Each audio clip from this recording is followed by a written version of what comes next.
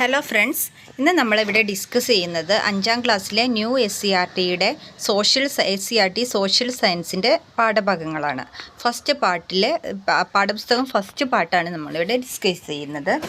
അപ്പോൾ ആദ്യം first chapter പീലിയുടെ യാത്ര എന്ന് പറഞ്ഞിട്ട് ഒരു ചാപ്റ്ററാണ്. അതിൽ കണ്ടൻ്റ് ഒന്നും കാര്യമായിട്ടില്ല. ഒരു കുട്ടി പീലി എന്ന് പറയുന്ന കുട്ടി പല സ്ഥലങ്ങളിലേക്ക് യാത്ര ചെയ്യുന്നതും കാണുന്ന കാഴ്ചകളും അങ്ങനെ ഒരു ഇൻട്രൊഡക്ഷൻ ടൈപ്പ് ചാപ്റ്ററാണ്.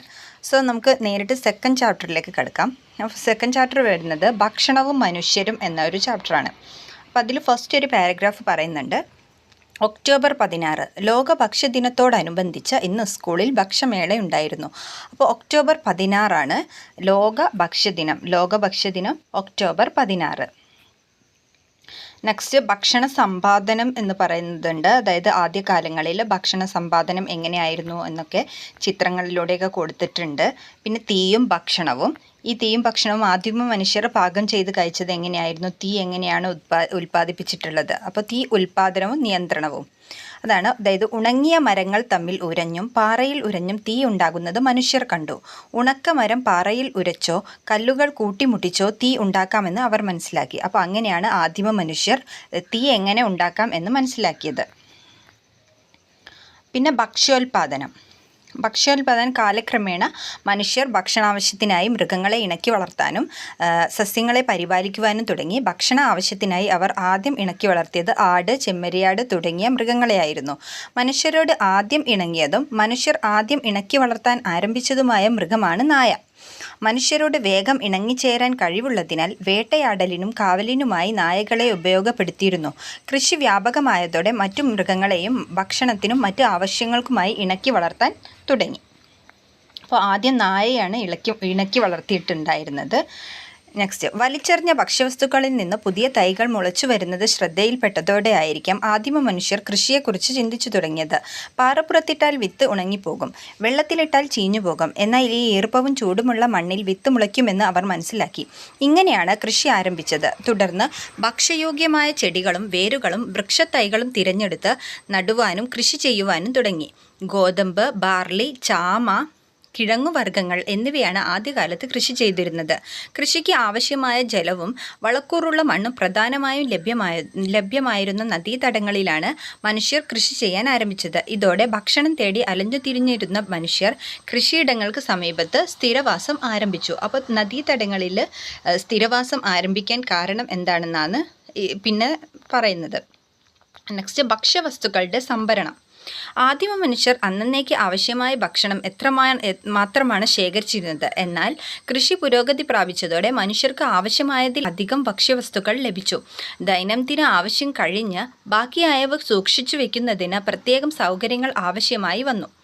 ആദ്യകാല കാർഷികോപകരണങ്ങൾ കല്ല്, കമ്പ്, കൊമ്പ്, എല്ല് എന്നിവയായിരുന്നു മനുഷ്യരുടെ ആദ്യകാല കാർഷികോപകരണങ്ങൾ. മണ്ണിളക്കി വിത്ത് കുഴിച്ചിടാൻ ഈ ഉപകരണങ്ങൾ സഹായകമായി. പിന്നെ ബാക്കിയായ ഭക്ഷ്യവസ്തുക്കൾ എന്തിലൊക്കെ ആയിരിക്കും അവർ സൂക്ഷിച്ചിട്ടുണ്ടാവുക? മൺപാത്രങ്ങൾ, മൃഗത്തോൽ കൊണ്ട് നിർമ്മിച്ച സഞ്ചികൾ, ഈറ കൊണ്ട് നിർമ്മിച്ച കുട്ടകൾ. വെള്ളത്തിലിട്ടാൽ അലിഞ്ഞു പോകുന്നതാണല്ലോ മൺകട്ട.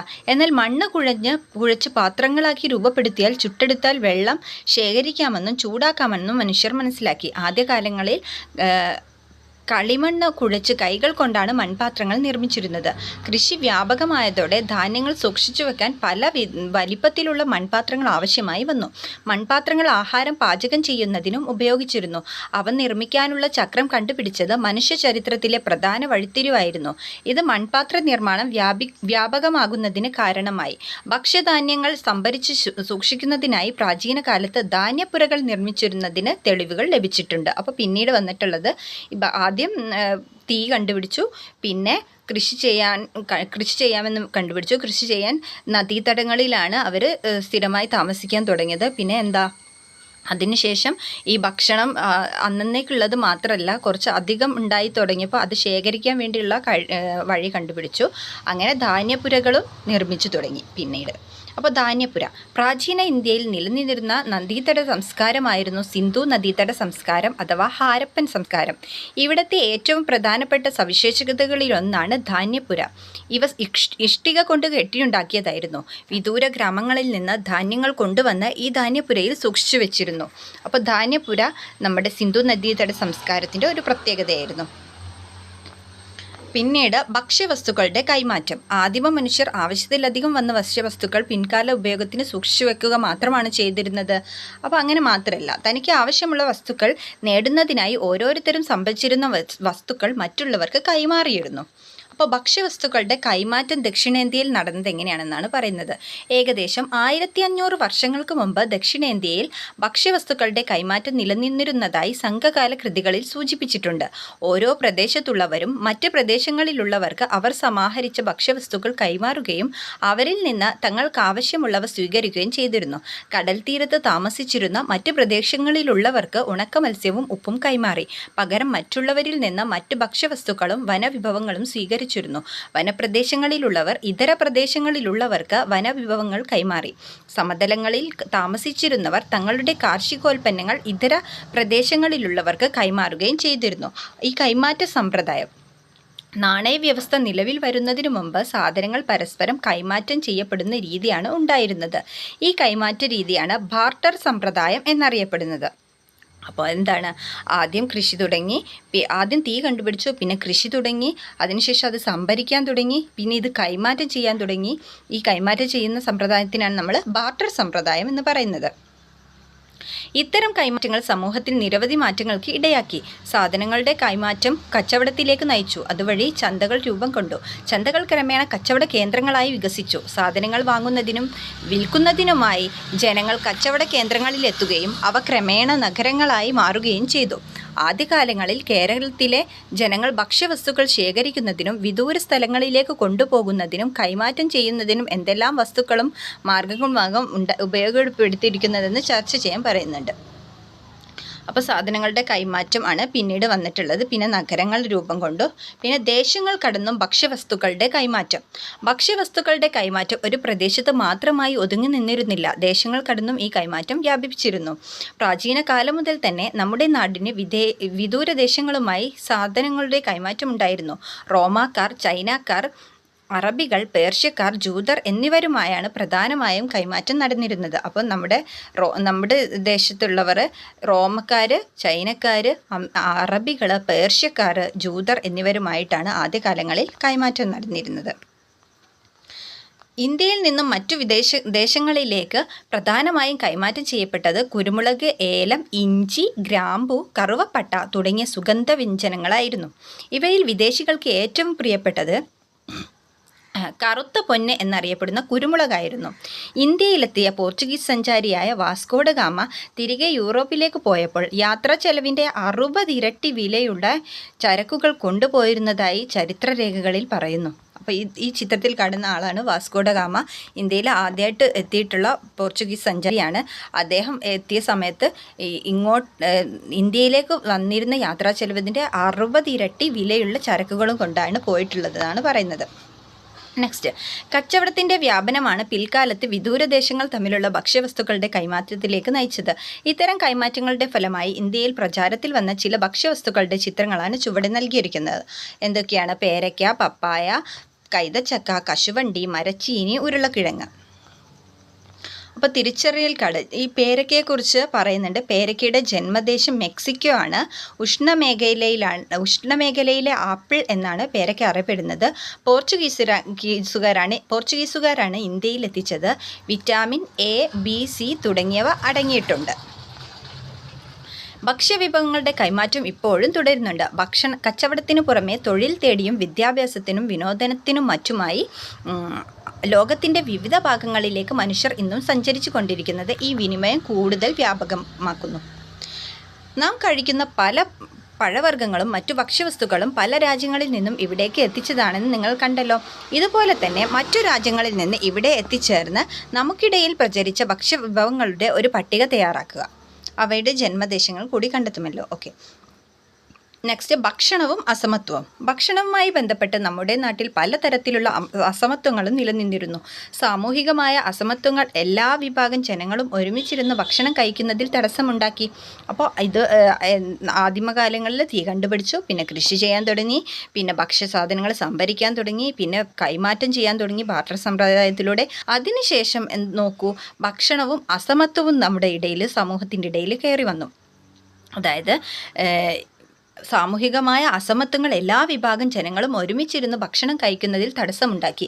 ഈ വിവേചനത്തിനെതിരെ സാമൂഹിക പരിഷ്കർത്താവായ സഹോദരൻ അയ്യപ്പൻ്റെ നേതൃത്വത്തിൽ എറണാകുളത്തെ ചെറായിയിൽ മിശ്രഭോജനം നടത്തുകയുണ്ടായി. അപ്പോൾ മിശ്രഭോജനം നടത്തിയ സാമൂഹിക പരിഷ്കർത്താവ് ആരാണ്? സഹോദരൻ അയ്യപ്പനാണ്. അദ്ദേഹം എന്തിനെതിരെയാണ്? വിവേചനത്തിനെതിരെയാണ് ചെറായിയിൽ മിശ്രഭോജനം നടത്തിയിട്ടുള്ളത്. ഇനി മിശ്രഭോജനം എന്താണെന്ന് നോക്കാം. 1917 മെയ് 29 ഈ ഡേറ്റ് ഇമ്പോർട്ടൻ്റ് ആണ്. SCERT ഉള്ളതുകൊണ്ട് PSC എക്സാംസിനൊക്കെ ചോദിക്കാൻ സാധ്യതയുണ്ട്. അപ്പോൾ മിശ്രഭോജനം നടന്നത് 1917 മെയ് 29 വിവിധ ജാതിക്കാരെ ഒന്നിച്ചിരുത്തി സഹോദരൻ അയ്യപ്പൻ്റെ നേതൃത്വത്തിൽ എറണാകുളം ജില്ലയിലെ ചെറായിയിൽ മിശ്രഭോജനം സംഘടിപ്പിച്ചത്. എല്ലാ വിഭാഗം ജനങ്ങൾക്കും ഒന്നിച്ചിരുന്ന് ഭക്ഷണം കഴിക്കുന്നതിനുള്ള അവകാശം നിഷേധിക്കപ്പെട്ടതിനെതിരെയാണ് ഈ സമരം നടത്തിയത്. മിശ്രഭോജനത്തിന് നേതൃത്വം കൊടുത്തതിനാൽ ശക്തമായ എതിർപ്പ് സഹോദരൻ അയ്യപ്പന് നേരിടേണ്ടി വന്നു. കേരളത്തിൽ നിലനിന്നിരുന്ന സാമൂഹികമായ അസമത്വത്തെയാണ് ഇത് വെളിവാക്കുന്നത്. ജാതി വ്യവസ്ഥയാണ് ഈ അസമത്വത്തിന് കാരണമായത്. നെക്സ്റ്റ്, ഇത്തരത്തിലുള്ള വിവേചനങ്ങൾ നമ്മുടെ രാജ്യത്ത് നിയമത്തിലൂടെ നിരോധിച്ചിട്ടുണ്ട്. സാമൂഹികമായ വിവേചനം മാത്രമല്ല, സാമ്പത്തികമായ വിവേചനവും ഭക്ഷണരംഗത്തെ സമത്വത്തിന് വെല്ലുവിളിയാകുന്നു. ഇനി പട്ടിണിയുടെ നേർക്കാഴ്ചകൾ. പല ന്യൂസ് കട്ടിങ്സ് കൊടുത്തിട്ടുണ്ട്. ഒരു 4 ന്യൂസ് കൊടുത്തിട്ടുണ്ട് ഇവിടെ. പിന്നീട് ആരോഗ്യം സംരക്ഷിക്കുന്നതിന് ആവശ്യമായ ഭക്ഷണം എല്ലാ മനുഷ്യരുടെയും അവകാശമാണ്. എന്നാൽ ജീവൻ നിലനിർത്താൻ ഒരു നേരത്തെ ഭക്ഷണം പോലും കിട്ടാതെ ആയിരങ്ങൾ ലോകത്തിൻ്റെ പലയിടങ്ങളിലുമുണ്ട്. കാലാവസ്ഥയിലുണ്ടാകുന്ന മാറ്റങ്ങൾ, യുദ്ധം, തൊഴിലില്ലായ്മ തുടങ്ങിയവ ദാരിദ്ര്യത്തിനും പട്ടിണിക്കും കാരണമാകുന്നുണ്ട്. ബംഗാളിലെ ഭക്ഷ്യക്ഷാമം. ബ്രിട്ടീഷ് ഭരണകാലത്തെ അമിതമായ സാമ്പത്തിക ചൂഷണം ഇന്ത്യയിൽ ഭക്ഷ്യക്ഷാമത്തിന് കാരണമാവുകയും തൽഫലമായി നിരവധി പേർ മരണപ്പെടുകയും ചെയ്തു. ഇതിനൊരു ഉദാഹരണമാണ് 1943 ബംഗാളിൽ ഉണ്ടായ ഭക്ഷ്യക്ഷാമം. അപ്പോൾ ബംഗാളിലുണ്ടായ ഭക്ഷ്യക്ഷാമം ഏത് ഇയറാണ്? 1943. 1943. ബംഗാളിലെ ജനങ്ങളുടെ പ്രധാന ഉപജീവന മാർഗം കൃഷിയായിരുന്നു. ബംഗാൾ തീരത്തുണ്ടായ ശക്തമായ കൊടുങ്കാറ്റിൻ്റെ ഫലമായി അവിടുത്തെ നെൽകൃഷി വ്യാപകമായി നശിച്ചു. ഇതിനെ തുടർന്ന് ബംഗാളിൽ ഭക്ഷ്യക്ഷാമം ഉണ്ടായി. ഈ ക്ഷാമകാലത്ത് ഏകദേശം 30 ലക്ഷം പേർ പട്ടിണി മൂലം മരണപ്പെട്ടു. അപ്പോൾ ഈ 1943 ബംഗാളിൽ ഉണ്ടായ ഭക്ഷ്യക്ഷാമത്തെ തുടർന്ന് ഏകദേശം 30 ലക്ഷം പേരാണ് പട്ടിണി മൂലം മരണപ്പെട്ടത്. സമ്പത്തിൻ്റെ വിതരണത്തിലുള്ള അസമത്വമാണ് പട്ടിണിക്ക് മറ്റൊരു കാരണം. എല്ലാവർക്കും തുല്യമായല്ല സമ്പത്ത് വിതരണം ചെയ്യുന്നത്. അതിനാൽ ചിലർ യഥേഷ്ടം ഭക്ഷണം കഴിക്കുമ്പോൾ മറ്റു ചിലർക്ക് പട്ടിണി കിടക്കേണ്ടതായി വരുന്നു.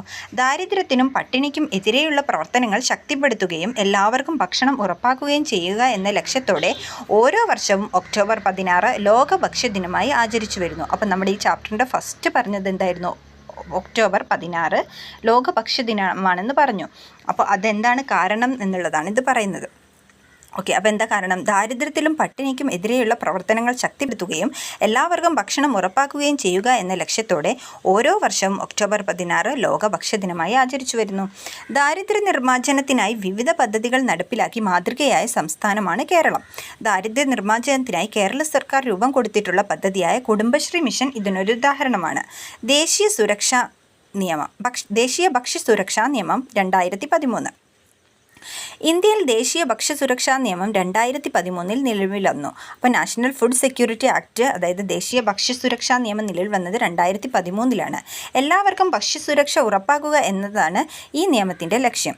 ഈ ലക്ഷ്യം മുൻനിർത്തി പ്രവർത്തിക്കുന്ന ശക്തമായ ഒരു പൊതുവിതരണ സംവിധാനം നമ്മുടെ രാജ്യത്ത് നിലവിലുണ്ട്. നെക്സ്റ്റ്, ഭക്ഷണവും ആരോഗ്യവും. മനുഷ്യരുടെ ജീവൻ നിലനിർത്തുന്ന അടിസ്ഥാന ആവശ്യങ്ങളിലൊന്നാണല്ലോ ഭക്ഷണം. ആരോഗ്യം നിലനിർത്തുന്നതിൽ ഭക്ഷണത്തിന് സുപ്രധാന പങ്കുണ്ട്. പോഷകസമൃദ്ധമായ ഭക്ഷണം കഴിക്കുന്നതിലൂടെ നമ്മുടെ ശാരീരികവും മാനസികവുമായ ആരോഗ്യം നിലനിർത്താൻ സാധിക്കുന്നു. എന്നാൽ അനാരോഗ്യകരമായ ഭക്ഷണശീലം പല ജീവിതശൈലീ രോഗങ്ങൾക്കും കാരണമാകുന്നുണ്ട്. അപ്പം നമുക്ക് നോക്കാം. 2023 അന്താരാഷ്ട്ര ചെറുധാന്യ വർഷം. ഐക്യരാഷ്ട്ര സംഘടനയുടെ നിർദ്ദേശപ്രകാരം 2023 അന്താരാഷ്ട്ര ചെറുധാന്യ വർഷമായി തിരഞ്ഞെടുക്കപ്പെട്ടു. അപ്പോൾ ഐക്യരാഷ്ട്ര സംഘടന ഓരോ വർഷവും ഓരോ അന്താരാഷ്ട്ര വർഷമായിട്ട് ആചരിക്കാറുണ്ട്. അപ്പോൾ 2023 അന്താരാഷ്ട്ര ചെറുധാന്യ വർഷമായിട്ടാണ് ആചരിച്ചിട്ടുള്ളത്. ചെറുധാന്യങ്ങളുടെ ഉൽപ്പാദനവും ഉപഭോഗവും പ്രോത്സാഹിപ്പിക്കുക എന്നതാണ് അന്താരാഷ്ട്ര ചെറുധാന്യ വർഷാചരണത്തിൻ്റെ പ്രധാന ലക്ഷ്യം. പുല്ലുവർഗത്തിൽപ്പെടുന്ന ധാന്യവിളകളാണ് ചെറുധാന്യങ്ങൾ. ജോവർ, റാഗി, വരക്, തിന തുടങ്ങിയവ ചെറുധാന്യങ്ങളിൽ ഉൾപ്പെടുന്നു. ഹൃദയ സംബന്ധമായ പ്രശ്നങ്ങളെയും മറ്റ് ജീവിതശൈലി രോഗങ്ങളെയും നിയന്ത്രിക്കാൻ ചെറുധാന്യങ്ങൾക്ക് കഴിയും. അതിനാൽ പോഷകസമൃദ്ധമായ ചെറുധാന്യങ്ങൾ നമ്മുടെ ഭക്ഷണത്തിൽ നിത്യേന ഉൾപ്പെടുത്തണം. ഓക്കെ, ഇനി ഭക്ഷ്യവസ്തുക്കളുടെ ലഭ്യത എല്ലാ പൗരരുടെയും നിയമപരമായ അവകാശമാണ്. നമുക്ക് ലഭിക്കുന്ന ഭക്ഷണം കരുതലോടെ ഉപയോഗിക്കണം. ഭക്ഷണം പാഴാക്കുന്നത് ഒരു നേരത്തെ ഭക്ഷണം പോലും ലഭിക്കാത്തവരോട് നാം ചെയ്യുന്ന ക്രൂരതയാണ്. മറ്റുള്ളവർക്ക് കൂടി അവകാശപ്പെട്ട ഭക്ഷണമാണ് നാം പാഴാക്കുന്നത് എന്ന തിരിച്ചറിവ് ഓരോരുത്തർക്കും ഉണ്ടാകണം. ഓക്കെ, അപ്പോൾ സെക്കൻഡ് ചാപ്റ്റർ കഴിഞ്ഞു. ഇനി നമുക്ക് തേർഡ് ചാപ്റ്ററിലേക്ക് പോവാം. ചാപ്റ്റർ 3 തൊഴിൽ വൈവിധ്യങ്ങൾ. അപ്പോൾ ഇതിൽ ചാപ്റ്ററിൽ പറയുന്നത് ഫസ്റ്റ് വരുമാനം. വിവിധ രീതിയിൽ എങ്ങനെയൊക്കെയാണ് വരുമാനം ലഭിക്കുന്നത് എന്നാണ് പറയുന്നത്. നമ്മൾ ചെയ്യുന്ന ചില പ്രവർത്തനങ്ങൾക്ക് സമ്മാനവും ചിലതിന് പ്രതിഫലം ലഭിക്കുന്നു. അധ്യാപനം, കച്ചവടം, ആതുര സേവനം തുടങ്ങിയ പ്രവർത്തനങ്ങളിലൂടെ വ്യക്തികൾക്ക് പ്രതിഫലമായി പണം ലഭിക്കുന്നു. വിവിധ സാമ്പത്തിക പ്രവർത്തനങ്ങളിൽ ഏർപ്പെട്ടതിൻ്റെ ഭാഗമായി ഒരു വ്യക്തിക്ക് നിശ്ചിത കാലയളവിൽ ലഭിക്കുന്ന പണമാണ് വരുമാനം എന്ന് പറയുന്നത്. ഇങ്ങനെ പണം പ്രതിഫലമായി ലഭിക്കുന്ന മറ്റു പ്രവർത്തനങ്ങൾ ഏതൊക്കെയാണെന്ന് അന്വേഷിച്ച് കണ്ടെത്തൂ. ഓക്കെ, ഇനി തൊഴിൽ. ഒരു കവിത പറയുന്നുണ്ട്. NV കൃഷ്ണവാര്യരുടെ കവിതയാണ്.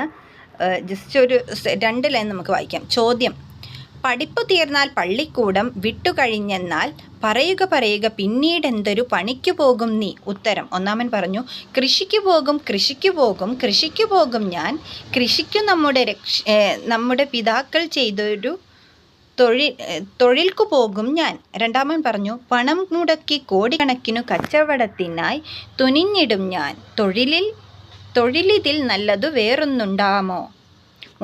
മൂന്നാമൻ പറയും, നാട്ടിലെ ശിക്ഷിതരായലയുന്ന ശിശുക്കളെയെല്ലാം ഞാൻ കൂട്ടി മികച്ചൊരു വിദ്യാനിലയനം ആരംഭിക്കും. നാലാമൻ പറയുന്നു, പഠിപ്പു തീർന്നാൽ പട്ടാളത്തിൽ പോയി ചേരും ഞാൻ, പടനായകനായി ഭാരതരാജ്യം പരിപാലിക്കും ഞാൻ. അപ്പോൾ ഓരോ 1, 2, 3, 4 ഈ 4 പേരും 4 തൊഴിലിനെ കുറിച്ചാണ് ഇവിടെ പറയുന്നത്. NV കൃഷ്ണവാര്യരുടെ ഒരു കവിതയാണ് ഇവിടെ പറയുന്നത്. അപ്പോൾ എന്തൊക്കെ തൊഴിലുകളാണ് എന്നുള്ളത് മനസ്സിലാക്കാൻ വേണ്ടിയാണിത്. നെക്സ്റ്റ് കൂലിയും ശമ്പളവും. ഓക്കെ, അതിനു മുമ്പേ വരുമാനത്തിനായി ഒരു വ്യക്തി കായികമായോ ഭൗതികമായോ ചെയ്യുന്ന പ്രവർത്തനമാണ് തൊഴിൽ. അപ്പോൾ എന്താണ് തൊഴിൽ? വരുമാനത്തിനായി ഒരു വ്യക്തി കായികമായോ ഭൗതികമായോ ചെയ്യുന്ന പ്രവർത്തനമാണ് തൊഴിൽ. തൊഴിലിന് പ്രതിഫലം കൂലിയായോ ശമ്പളമായോ ലഭിക്കുന്നു.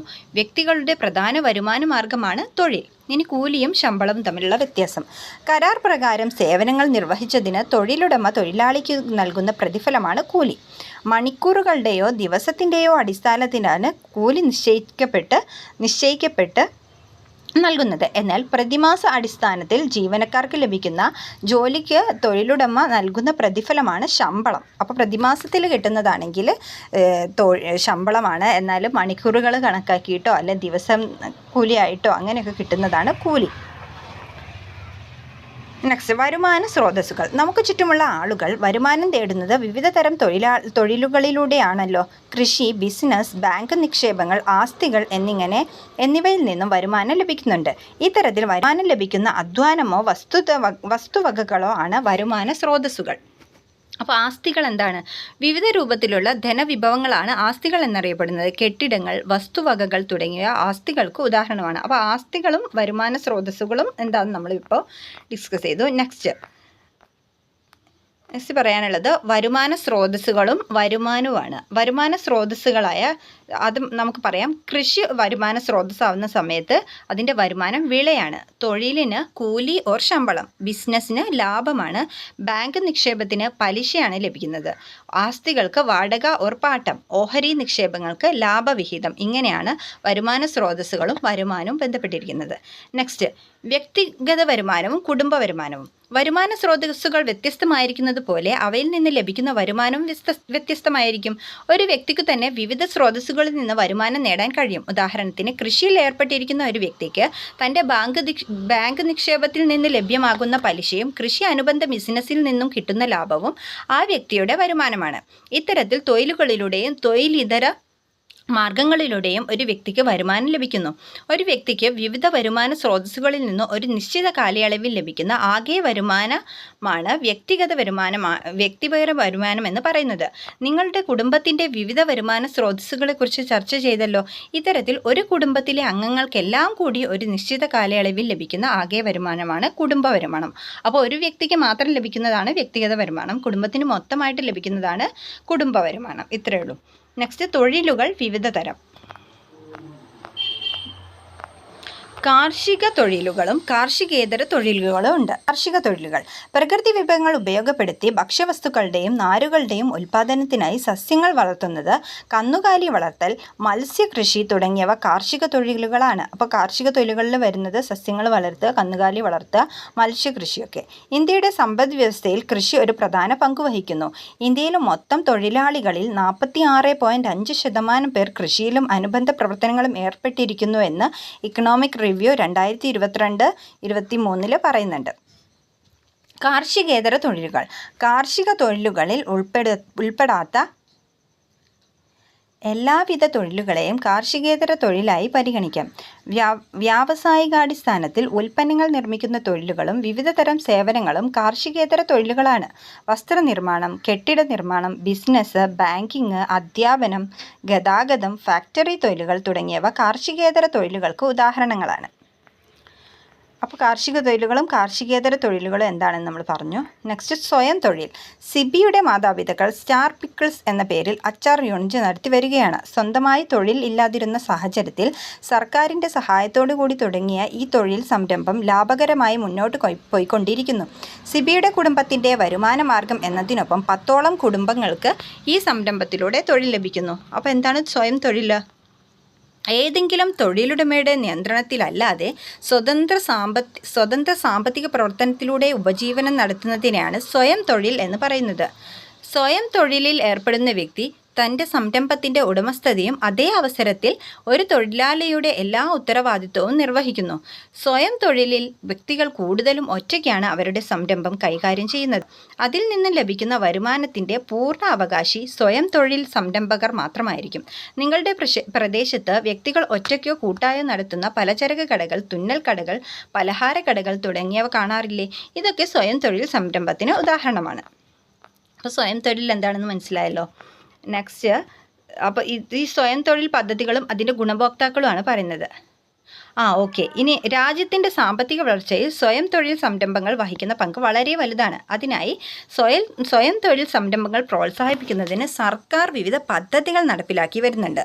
അങ്ങനെയുള്ള ചില പദ്ധതികളാണ് ഇവിടെ. ഇത് ഇപ്പോൾ PSCക്ക് സ്ഥിരമായിട്ട് വരുന്ന കുറച്ച് ക്വസ്റ്റ്യൻസ് ആണ്. ഓക്കെ. അപ്പോൾ ചില സ്വയം തൊഴിൽ പദ്ധതികളും അതിൻ്റെ ഗുണഭോക്താക്കളും ആരാണെന്ന് നമുക്ക് പരിചയപ്പെടാം.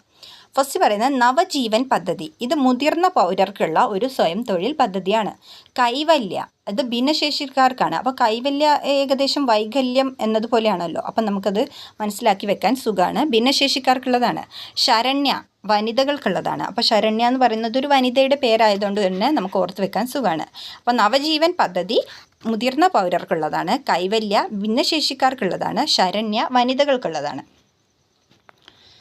ഓക്കെ. ഇനി അടുത്തതായി പറയുന്നത് സ്വയം തൊഴിൽ സംരംഭങ്ങളിലൂടെ വിജയം നേടിയ ചിലരുടെ അനുഭവങ്ങളാണ് കൊടുത്തിരിക്കുന്നത്. അതൊന്നും ഇപ്പോൾ നമുക്ക് വായിക്കണമെന്നില്ല. നെക്സ്റ്റ്. ഓക്കെ. അപ്പോൾ ഇത്രയും. ഓക്കെ. അധ്വാനിക്കാനുള്ള മനസ്സും ആത്മവിശ്വാസം ഉണ്ടെങ്കിൽ വിവിധ തൊഴിലുകൾ ചെയ്ത് ജീവിത വിജയം കൈവരിക്കാം. എല്ലാ തൊഴിലിനും അതിൻ്റേതായ മഹത്വമുണ്ട്. വിദ്യാഭ്യാസത്തിനും അഭിരുചിക്കും അനുസരിച്ച് ഇഷ്ടമുള്ള തൊഴിൽ തിരഞ്ഞെടുക്കാൻ ഓരോരുത്തർക്കും അവകാശമുണ്ട്. ഒരു രാജ്യത്തിൻ്റെ സാമൂഹിക സാമ്പത്തിക പുരോഗതി നിർണ്ണയിക്കുന്നതിൽ തൊഴിലുകൾ പ്രധാന പങ്ക് വഹിക്കുന്നു. ഓക്കെ. അപ്പോൾ ഇത്രയേ ഉള്ളൂ തേർഡ് ചാപ്റ്റർ വരുന്നത്. നമുക്ക് അടുത്ത ചാപ്റ്ററിലേക്ക് പോകാം. 4ാമത്തെ ചാപ്റ്റർ വസ്ത്രത്തിൻ്റെ നാൾവഴികൾ. ഓക്കെ. ഇന്ന് മനുഷ്യർ ഏതെല്ലാം തരത്തിലുള്ള വസ്ത്രങ്ങളാണ് ഉപയോഗിക്കുന്നത്? അപ്പോൾ കൂടുതൽ കാര്യങ്ങൾ വസ്ത്രം നമുക്ക് എങ്ങനെയെല്ലാം പ്രയോജനപ്പെടുന്നു? തണുപ്പിൽ നിന്ന് സംരക്ഷണം, ചൂടിൽ നിന്ന് സംരക്ഷണം, ശരീരത്തിൻ്റെ ചൂട് നിലനിർത്തുന്നു, പ്രാണികളിൽ നിന്ന് സംരക്ഷണം. അപ്പോൾ പലതരത്തിലുള്ള സംരക്ഷണങ്ങളൊക്കെ നമുക്ക് ഭക്ഷണം തരുന്നുണ്ട്. ആദ്യകാലങ്ങളിലൊക്കെ മനുഷ്യർ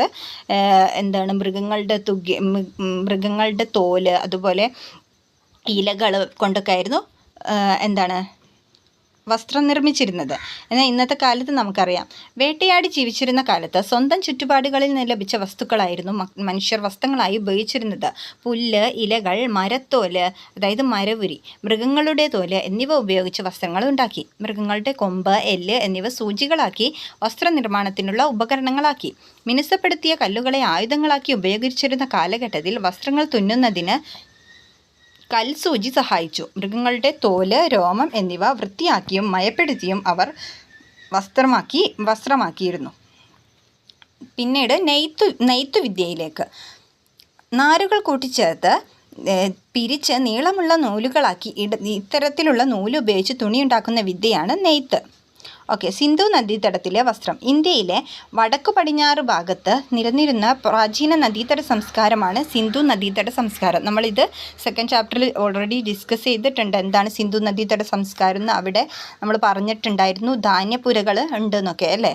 അപ്പോൾ അവിടുത്തെ വസ്ത്രരീതിയാണ് ഇനി പറയുന്നത്. സിന്ധു ജനത പരുത്തിയും കമ്പിളി വസ്ത്രങ്ങളും നിർമ്മിച്ചിരുന്നതായി ലഭ്യമായ തെളിവുകളുടെ അടിസ്ഥാനത്തിൽ അനുമാനിക്കാവുന്നതാണ്. അവിടെ നിന്ന് ലഭിച്ച കുപ്പായമണിഞ്ഞ പ്രതിഭകൾ അവിടുത്തെ ജനതയുടെ വസ്ത്രധാരണ രീതിയെ പ്രതിഫലിപ്പിക്കുന്നു. പരുത്തി ഇവിടെ നിന്ന് മറ്റു ദേശങ്ങളിലേക്ക് കൊണ്ടുപോയിരുന്നതായി കരുതുന്നു. കാലക്രമേണ തുണി നെയ്തെടുക്കുന്ന വിദ്യ കൂടുതൽ വികാസം പ്രാപിച്ചു. ആദ്യകാലത്ത് പരുത്തിയിൽ നിന്നും ചണത്തിൽ നിന്നും നിർമ്മിച്ച നൂൽ ഉപയോഗിച്ച് കൈകൾ കൊണ്ട് മാത്രമാണ് തുണി നിർമ്മിച്ചിരുന്നത്. മൃഗങ്ങളുടെ തോലിനേക്കാൾ മെച്ചപ്പെട്ടതാണ് നൂൽ കൊണ്ട് നെയ്തെടുക്കുന്ന തുണികൾ എന്ന തിരിച്ചറിവ് നെയ്ത്തുവസ്ത്രങ്ങളുടെ വ്യാപനത്തിന് ഇടയാക്കി. മരം കൊണ്ട് നിർമ്മിച്ച തറികൾ ഉപയോഗിച്ച് തുണി നിർമ്മിക്കുന്ന രീതി പിന്നീട് വികാസം പ്രാപിച്ചു. മനുഷ്യരുടെ വസ്ത്രാവശ്യം വർദ്ധിച്ച നെയ്ത്തുപകരണങ്ങളുടെ കണ്ടുപിടുത്തത്തിന് വഴിതെളിച്ചു. ഇത് നെയ്ത്ത് വേഗത്തിലാക്കാൻ സഹായിച്ചു. നൂൽ ഉപയോഗിച്ച് കൈത്തറിയിൽ നെയ്യുന്ന തുണികളാണ് കൈത്തറി തുണികൾ. അപ്പോൾ എന്താണ് കൈത്തറി തുണികൾ എന്ന് നമ്മൾ പഠിച്ചു. നെക്സ്റ്റ്, കൈത്തറിയുടെ കണ്ടുപിടുത്തം വസ്ത്രനിർമ്മാണ രംഗത്ത് മുന്നേറ്റമുണ്ടാക്കി. നീലം ചെടിയിൽ നിന്ന് ഉണ്ടാക്കിയ ചായം കൊണ്ട് വസ്ത്രങ്ങൾക്ക് നിറം നൽകി. കാലക്രമേണ തുണി നെയ്യുന്ന വിദ്യ കൂടുതൽ പ്രചാരത്തിലായി. അപ്പോൾ പരുത്തി എന്താണെന്ന് നോക്കാം. ലോകവ്യാപകമായി വസ്ത്രങ്ങൾ ഉണ്ടാക്കാൻ ഉപയോഗിക്കുന്ന വസ്തുവാണ് പരുത്തി. പരുത്തി ചെടിയിൽ നിന്ന് ലഭിക്കുന്ന പഞ്ഞി നൂലാക്കിയാണ് വസ്ത്രനിർമ്മാണത്തിന് ഉപയോഗിക്കുന്നത്. പ്രാചീന കാലം മുതൽ ഇന്ത്യയിൽ പരുത്തി കൃഷി ചെയ്തു വരുന്നു. ചണച്ചെടിയിൽ നിന്നാണ് ചണം ഉൽപ്പാദിപ്പിക്കുന്നത്. ഒരു പ്രകൃതിദത്ത നാരാണ് ചണം. ലോകത്ത് ചണം കൃഷിയുടെ ഭൂരിഭാഗവും ഇന്ത്യയിലെ ഫലഭൂയിഷ്ഠമായ ഗംഗാതീരത്താണ്. വിദേശികൾ തുണി വ്യവസായത്തിനായി ഇന്ത്യയിൽ നിന്ന് ധാരാളമായി ചണം കൊണ്ടുപോയിരുന്നു. നെക്സ്റ്റ്, നീലം ചെടി. ആദ്യകാലങ്ങളിൽ വസ്ത്രങ്ങൾക്ക് നിറം കൊടുക്കാൻ നീലം ചെടിയിൽ നിന്നുണ്ടാകുന്ന ചായം ഉപയോഗിച്ചിരുന്നു. പിന്നീട് നീലത്തിൽ വിവിധ കൂട്ടുകൾ ചേർത്താണ് വ്യത്യസ്തങ്ങളായ നിറങ്ങൾ ഉണ്ടാക്കിയിരുന്നത്. നമ്മുടെ നാട്ടിൽ നിരവധി കൈത്തറി കേന്ദ്രങ്ങളുണ്ട്. കണ്ണൂർ, തിരുവനന്തപുരം ജില്ലയിലെ ബാലരാമപുരം, തൃശ്ശൂർ ജില്ലയിലെ കുത്താമ്പുള്ളി എന്നിവ പ്രധാന കൈത്തറി കേന്ദ്രങ്ങളാണ്. അപ്പം കേരളത്തിലെ പ്രധാന കൈത്തറി കേന്ദ്രങ്ങൾ ഏതൊക്കെയാണ്? കണ്ണൂരുണ്ട്, പിന്നെ തിരുവനന്തപുരം ജില്ലയിലെ ബാലരാമപുരം, പിന്നെ തൃശ്ശൂർ ജില്ലയിലെ കുത്താമ്പുള്ളി. ഇതൊക്കെയാണ് കൈത്തറി കേന്ദ്രങ്ങൾ. നെക്സ്റ്റ്, ശാസ്ത്ര പുരോഗതി വസ്ത്രനിർമ്മാണ രംഗത്ത് പുതിയ യന്ത്രങ്ങളുടെ കണ്ടുപിടുത്തത്തിന് കാരണമായി. ചിത്രത്തിൽ കാണുന്ന സ്പിന്നിങ് ജെന്നി അത്തരത്തിലൊന്നാണ്. സ്പിന്നിങ് ജെന്നി എന്താണെന്ന് നോക്കാം. ജെയിംസ് ഹാർഗ്രേവ്സ് ആണ് സ്പിന്നിങ് ജെന്നി കണ്ടുപിടിച്ചത്. കൈകൊണ്ടുള്ള നൂൽ ഉൽപ്പാദനം അക്കാലത്തെ വ്യവസായ ആവശ്യത്തിന് തികയുമായിരുന്നില്ല. സ്പിന്നിങ് ജെന്നിയുടെ കണ്ടുപിടുത്തം നൂൽ ഉൽപ്പാദനം വേഗത്തിലാക്കി. അപ്പോൾ സ്പിന്നിങ് ജെന്നി കണ്ടുപിടിച്ചത് ജെയിംസ് ഹാർഗ്രേവ്സ് ആണ്. ഇത് വസ്ത്രനിർമ്മാണത്തിന് സഹായിക്കുന്ന ഒരു യന്ത്രമാണ്. നെക്സ്റ്റ്, ജനസംഖ്യയിലെ വർധനവ് വസ്ത്രത്തിൻ്റെ ആവശ്യകത വർദ്ധിപ്പിച്ചു. പുതിയ യന്ത്രങ്ങൾ നെയ്ത്തുവിദ്യയുടെ ഭാഗമായി. അവ മനുഷ്യപ്രയത്നം കുറച്ചു. കൈത്തറിയുടെ സ്ഥാനത്ത് യന്ത്രത്തറി വന്നു. നെക്സ്റ്റ്, യന്ത്രത്തറി എന്താണെന്ന് നോക്കാം. എഡ്മണ്ട് കാർട്ട്റൈറ്റ് ആണ് യന്ത്രത്തറി കണ്ടുപിടിച്ചത്. വൈദ്യുതിയുടെയോ മറ്റേതെങ്കിലും ഊർജ്ജ സ്രോതസ്സിൻ്റെയോ സഹായത്താലാണ് യന്ത്രത്തറി പ്രവർത്തിപ്പിക്കുന്നത്. കൈത്തറിയേക്കാൾ വളരെ വേഗത്തിൽ കൂടുതൽ തുണി ഉൽപ്പാദിപ്പിക്കാൻ യന്ത്രത്തറിക്ക് കഴിയും. നെക്സ്റ്റ്, യന്ത്രവൽക്കരണത്തിൻ്റെ ഫലമായി കൂടുതലായി ഉൽപ്പാദിപ്പിച്ച തുണികൾ വിറ്റഴിക്കാൻ കമ്പോളങ്ങൾ തേടി യൂറോപ്യർ ലോകത്തിൻ്റെ വിവിധ ഭാഗങ്ങളിലേക്ക് സഞ്ചരിച്ചു. കൂട്ടത്തിൽ അവർ ഇന്ത്യയിലും എത്തി. തുണി വ്യവസായത്തിന് ആവശ്യമായ അസംസ്കൃത വസ്തുക്കൾ ഇന്ത്യയിൽ നിന്ന് അവ യൂറോപ്പിലേക്ക് കൊണ്ടുപോയി. യന്ത്രങ്ങളുടെ സഹായത്തോടെ അവിടെ ഉൽപ്പാദിപ്പിച്ച തുണികൾ ഇന്ത്യയിലെത്തിച്ച് വിറ്റഴിച്ചു. യൂറോപ്യർ. ഭൂമിയിലെ 7 വൻകരകളിലൊന്നാണ് യൂറോപ്പ്. നമുക്കറിയാം നമ്മുടെ ഭൂമിയിലെ 7 വൻകരകളിലുണ്ട്. അതിലൊരു വൻകരയാണ് ഏഷ്യ. അവിടെയാണ് നമ്മുടെ ഇന്ത്യ ഉള്ളത്. അതുപോലെ മറ്റൊരു വൻകരയാണ് യൂറോപ്പ്. ഈ വൻകരയിലുള്ള ജനതയെയാണ് യൂറോപ്യർ എന്ന് വിളിക്കുന്നത്. യൂറോപ്പിൽ നിന്നും കച്ചവടത്തിനായി ഇന്ത്യയിലെത്തിയവരാണ് പോർച്ചുഗീസുകാർ. പോർച്ചുഗൽ എന്ന രാജ്യത്ത് നിന്ന് കേട്ടോ. ഡച്ചുകാർ, അതായത് നെതർലൻഡ്സ് എന്ന രാജ്യത്ത് നിന്ന് വന്നവരെയാണ് ഡച്ചുകാർ എന്ന് പറയുന്നത്. പിന്നെ ഇംഗ്ലീഷുകാർ, ഇംഗ്ലണ്ടിൽ നിന്ന് വന്നവരാണ് ഇംഗ്ലീഷുകാർ. നെക്സ്റ്റ് ഫ്രഞ്ചുകാർ, ഫ്രാൻസിൽ നിന്നും വന്നവരാണ് ഫ്രഞ്ചുകാർ എന്നിവർ. അപ്പോൾ ഇവരൊക്കെ യൂറോപ്യറാണ്. ഇന്ത്യയെ കോളനിയാക്കി മാറ്റി അവർ ഇവിടെയുള്ള അസംസ്കൃത വസ്തുക്കൾ അവരുടെ ദേശങ്ങളിലേക്ക് കൊണ്ടുപോയി. ഇക്കൂട്ടത്തിൽ ഏറ്റവും കൂടുതൽ കാലം ഇന്ത്യയെ കോളനിയാക്കി വെച്ചിരുന്നത് ഇംഗ്ലീഷുകാരാണ്, അതായത് ഇംഗ്ലണ്ടുകാരാണ്. സമൂഹത്തിൽ വലിയ മാറ്റങ്ങളും വസ്ത്രനിർമ്മാണത്തെ കാര്യമായി സ്വാധീനിച്ചു. വസ്ത്രങ്ങളുടെ ആവശ്യകതയിൽ ഉണ്ടായ വർധനവ് കൂടുതൽ നവീനമായ നെയ്ത്തുയന്ത്രങ്ങളുടെ വികാസനത്തിന് വഴിതെളിച്ചു. യന്ത്രങ്ങളുടെ സഹായത്തോടെ ഉൽപ്പാദനം വർദ്ധിച്ചു. ഗുണമേന്മയുള്ളതും വൈവിധ്യമാർന്നതുമായ വസ്ത്രങ്ങൾ കൂടുതൽ ജനങ്ങളിലേക്ക് എത്തി. വസ്ത്രങ്ങൾക്ക് നിറം നൽകാൻ കൃത്രിമ ചായങ്ങൾ ഉപയോഗിക്കാൻ തുടങ്ങി. നമ്മൾ ഇന്ന് ഉപയോഗിക്കുന്ന ഭൂരിഭാഗം വസ്ത്രങ്ങളിലും കാണുന്ന വർണ്ണവൈവിധ്യം ഇത്തരത്തിലുള്ള ചായങ്ങൾ ചേർത്ത് ഉണ്ടാക്കുന്നതാണ്. യന്ത്രങ്ങൾ ഉപയോഗിച്ച് വസ്ത്രങ്ങൾ നിർമ്മിക്കാൻ തുടങ്ങിയതോടെ ആ രംഗത്തുണ്ടായ ഗുണപരമായ മാറ്റങ്ങൾ ശ്രദ്ധിക്കൂ. യന്ത്രങ്ങളുടെ ഉപയോഗം വസ്ത്രനിർമ്മാണ രംഗത്തിൽ വരുത്തിയ മാറ്റങ്ങൾ. വസ്ത്ര ഉൽപ്പാദനത്തിൻ്റെ വർധനവുണ്ടായി. മനുഷ്യരുടെ അധ്വാനഭാരത്തിലെ കുറവ്, വസ്ത്രങ്ങളിലെ വൈവിധ്യം, ഗുണമേന്മയുള്ള വസ്ത്രങ്ങളുടെ വ്യാപനം. നെക്സ്റ്റ്, വസ്ത്രനിർമ്മാണത്തിന് പ്രകൃതിദത്ത നാരുകളും കൃത്രിമ നാരുകളും ഉപയോഗിക്കുന്നു. ജന്തുക്കളിൽ നിന്നും സസ്യങ്ങളിൽ നിന്നുമാണ് പ്രകൃതിദത്ത നാരുകൾ ഉൽപ്പാദിപ്പിക്കുന്നത്. കൃത്രിമ നാരുകളുടെ കണ്ടുപിടുത്തം വ്യത്യസ്ത ഘടനയും ഗുണമേന്മയുമുള്ള തുണിത്തരങ്ങളുടെ നിർമ്മാണത്തിലേക്ക് വഴിതെളിച്ചു. പോളിസ്റ്റർ, നൈലോൺ തുടങ്ങിയ കൃത്രിമ നാരുകളുടെ ഉപയോഗം കൂടുതൽ ഈടുനിൽക്കുന്നതും ചെലവ് കുറഞ്ഞതുമായ വസ്ത്രനിർമ്മാണത്തിന് സഹായിച്ചു. ഇനി വസ്ത്രനിർമ്മാണത്തിന് ഉപയോഗിക്കുന്ന നാരുകൾ. പ്രകൃതിദത്ത നാരുകളുമുണ്ട്, കൃത്രിമ നാരുകളുമുണ്ട്. പ്രകൃതിദത്ത നാരുകൾ നോക്കാം ആദ്യം. ജന്തുക്കളിൽ നിന്നുണ്ടാക്കുന്നത്. ഉദാഹരണം, ചെമ്മരിയാടിൽ നിന്ന് കമ്പിളി നാരും പട്ടുനൂൽ പുഴുവിൽ നിന്ന് പട്ടിൻ്റെ നാരും നിർമ്മിക്കുന്നു. സസ്യങ്ങളിൽ നിന്ന്. ഉദാഹരണം, പരുത്തി, ചണം ചെടികളിൽ നിന്ന് യഥാക്രമം പരുത്തി നാരും ചണനാരും നിർമ്മിക്കുന്നു. നെക്സ്റ്റ്, കൃത്രിമ നാരുകൾ. പെട്രോളിയം പോലുള്ള രാസവസ്തുക്കളിൽ നിന്നാണ് കൃത്രിമ നാരുകൾ ഉൽപ്പാദിപ്പിക്കുന്നത്. പ്രകൃതിദത്ത നാരുകളെക്കാൾ കൃത്രിമ നാരുപയോഗിച്ചുള്ള തുണിത്തരങ്ങൾ ഉൽപ്പാദിപ്പിക്കുന്നതിന് പൊതുവെ ചെലവ് കുറവാണ്. പെട്ടെന്ന് ചുളിവുണ്ടാകില്ല എന്ന മേന്മയും ഇതിനുണ്ട്. ഉദാഹരണം, പോളിസ്റ്റർ, നൈലോൺ, റയോൺ എന്നിവ. ഇനി വസ്ത്രങ്ങളിലെ വൈവിധ്യം. വ്യത്യസ്ത കാലാവസ്ഥയിൽ അനുയോജ്യമായ വസ്ത്രങ്ങളല്ലേ നമ്മൾ ധരിക്കുന്നത്. കാലാവസ്ഥയുടെ മാറ്റത്തിനനുസരിച്ച് മാത്രമാണ് വസ്ത്രധാരണത്തിൽ വ്യത്യാസമുണ്ടാകുന്നത്. നോക്കാം. കാലാവസ്ഥ, രോഗപ്രതിരോധം, അധികാരം ഓർ പദവി, തൊഴിൽ, ഇതിൻ്റെ അടിസ്ഥാനത്തിലൊക്കെ വിവിധ വസ്ത്രങ്ങൾ നമ്മൾ ഉപയോഗിക്കാറുണ്ട്. കാലാവസ്ഥ, ആചാരം, അധികാര സ്ഥാപനങ്ങൾ, തൊഴിൽ, പ്രാദേശിക വ്യത്യാസങ്ങൾ എന്നിവയെല്ലാം വസ്ത്രധാരണത്തെ സ്വാധീനിക്കുന്നു. വസ്ത്രം മാത്രമല്ല, വസ്ത്രത്തോടൊപ്പം ധരിക്കുന്ന ആഭരണങ്ങൾ, തൊപ്പികൾ, പാദരക്ഷകൾ എന്നിവയിലെല്ലാം ഈ വൈവിധ്യം കാണാൻ സാധിക്കും. ഇന്ന് വസ്ത്രത്തിലും വസ്ത്രധാരണ രീതിയിലും വളരെയേറെ വൈവിധ്യങ്ങളും സമാനതകളും നമുക്ക് കാണാം. കാലാവസ്ഥ, യാത്ര ചെയ്യുന്നതിനുള്ള സൗകര്യം എന്നിവ പരിഗണിച്ച് അനുയോജ്യമായ വസ്ത്രം തിരഞ്ഞെടുക്കുന്നവരാണ് നമ്മളിലധികവും. വസ്ത്രവൈവിധ്യം പ്രകടമായി കാണാൻ കഴിയുന്ന മറ്റൊരു മേഖല കലാരംഗമാണ്. അപ്പോൾ കലാരംഗത്ത് പല വസ്ത്രങ്ങളാണ് നമ്മൾ ഉപയോഗിക്കാറുള്ളത്. നെക്സ്റ്റ്, വസ്ത്രധാരണത്തിലെ വിവേചനങ്ങൾ. തെക്കൻ കേരളത്തിലെ താഴ്ന്ന ജാതിക്കാർ എന്ന് പറയപ്പെട്ടിരുന്ന വിഭാഗങ്ങളിലെ സ്ത്രീകൾക്ക് മേൽവസ്ത്രം ധരിക്കുന്നതിനുള്ള അവകാശം അനുവദിച്ചുകൊണ്ട് 1859 അന്നത്തെ തിരുവിതാംകൂർ രാജാവായ ഉത്രം തിരുനാൾ മാർത്താണ്ഡവർമ്മ പുറപ്പെടുവിച്ച വിളംബരമാണിത്. അപ്പോൾ ആ വിളംബരമാണ് മേലെ കൊടുത്തിരിക്കുന്നത്. ശ്രീ ഉത്രം തിരുനാൾ മഹാരാജാവ് തിരുമനസ്സുകൊണ്ട് ചാന്നാട്ടികളിലെ മേൽശീല സംഗതികളെക്കുറിച്ചുള്ള എന്നൊക്കെ പറഞ്ഞിട്ടുള്ള ഒരു വിളംബരമാണ്. നമുക്ക് അന്നത്തെ ഭാഷ നമുക്ക് കറക്റ്റായിട്ട് വായിക്കാൻ പറ്റുന്നില്ല. ഇത് ചാന്നാർ സ്ത്രീകൾക്ക് മാറുമറയ്ക്കാനുള്ള അവകാശം കൊടുത്തുകൊണ്ട് ഇറക്കിയ വിളംബരമായിരുന്നു. ഈ വിളംബരത്തിൽ നിന്ന് എന്താണ് മനസ്സിലാക്കുന്നത്? അന്ന് നിലനിന്നിരുന്ന ജാതി വ്യവസ്ഥ ചില വിഭാഗം ജനങ്ങളെ ഇഷ്ടപ്പെട്ട വസ്ത്രങ്ങൾ ധരിക്കുന്നതിൽ നിന്ന് തടഞ്ഞിരുന്നു എന്നാണ് ഈ വിളംബരം നമ്മളോട് പറയുന്നത്. ഓക്കെ, തിരുവിതാംകൂർ. തെക്കൻ കേരളത്തിലെ ഭൂരിഭാഗം പ്രദേശങ്ങളും മധ്യ കേരളത്തിലെ ചെറിയൊരു ഭാഗവും ഇന്ന് തമിഴ്നാടിൻ്റെ ഭാഗമായ കന്യാകുമാരി ജില്ലയും ഉൾപ്പെട്ട നാട്ടുരാജ്യമായിരുന്നു തിരുവിതാംകൂർ.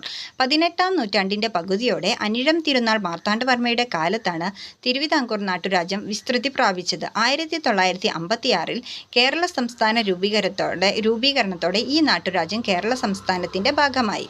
മേൽമുണ്ട് സമരം. 19-ാം നൂറ്റാണ്ടിൻ്റെ തുടക്കത്തിൽ തെക്കൻ തിരുവിതാംകൂറിൽ സ്ത്രീകൾ മാറുമറയ്ക്കുന്നതിന് വേണ്ടി നടത്തിയ സമരമാണ് മേൽമുണ്ട് സമരം. അക്കാലത്ത് ഉയർന്ന ജാതിയിൽപ്പെട്ടവരെന്ന് പറയപ്പെട്ട സ്ത്രീകൾക്ക് മാത്രമേ മേൽവസ്ത്രം ധരിക്കുവാനുള്ള അവകാശമുണ്ടായിരുന്നുള്ളൂ. താഴ്ന്ന ജാതിക്കാരായി കരുതപ്പെട്ടിരുന്ന വിഭാഗങ്ങളിലെ സ്ത്രീകൾക്ക് മേൽജാതിക്കാരുടെ മുന്നിൽ മാറുമറയ്ക്കാനുള്ള അവകാശമുണ്ടായിരുന്നില്ല. ഇതിനെതിരെ 19-ാം നൂറ്റാണ്ടിൻ്റെ ആദ്യഘട്ടത്തിൽ ഈ അവകാശം നേടിയെടുക്കുന്നതിനായി നടത്തിയ സമരമാണ് മേൽമുണ്ട് സമരം. വസ്ത്രം ഒരു സമരായുധം. പലതരം ചൂഷണങ്ങൾക്കെതിരെ ഈ സമരായുധമായി വസ്ത്രത്തെ കഴിഞ്ഞ കാലങ്ങളിൽ ഉപയോഗിച്ചിട്ടുണ്ട്.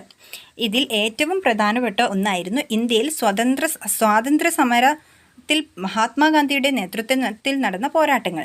ഖാദിയും ചർക്കയും നൂൽപ്പും വിദേശ വസ്ത്ര ബഹിഷ്കരണവും ഗാന്ധിജി സ്വാതന്ത്ര്യ സമരത്തിൻ്റെ ഭാഗമാക്കി. ചർക്കയിൽ നൂറ്റുണ്ടാക്കുന്ന ഖാദി വസ്ത്രങ്ങളെയാണ് ഗാന്ധിജി പ്രോത്സാഹിപ്പിച്ചത്. ഖാദി വസ്ത്രങ്ങൾ ധരിക്കുവാൻ അദ്ദേഹം ജനങ്ങളോട് ആഹ്വാനം ചെയ്തു. ഇത്തരത്തിൽ സ്വദേശി വസ്ത്രങ്ങൾ നിർമ്മിച്ച് ഉപയോഗിച്ചുകൊണ്ട് വിദേശ വസ്ത്രങ്ങൾ ബഹിഷ്കരിക്കാനാണ് ഗാന്ധിജി ആവശ്യപ്പെട്ടത്. വസ്ത്രത്തെയും വസ്ത്രധാരണത്തെയും സമരായുധമാക്കിക്കൊണ്ട് അദ്ദേഹം സ്വാതന്ത്ര്യ സമരം ഒരു ബഹുജന പ്രക്ഷോഭമാക്കി മാറ്റി.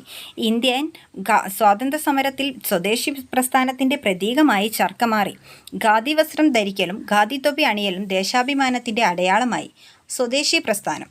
അപ്പോൾ സ്വദേശി പ്രസ്ഥാനം എന്താണെന്ന് നോക്കാം. ഇന്ത്യൻ സ്വാതന്ത്ര്യ സമരത്തിൻ്റെ ഭാഗമായി 1905 ഓഗസ്റ്റ് 7-നാണ് സ്വദേശി പ്രസ്ഥാനം ആരംഭിച്ചത്. അപ്പോൾ സ്വദേശി പ്രസ്ഥാനം ആരംഭിച്ചത് 1905 ഓഗസ്റ്റ് 7-നാണ്.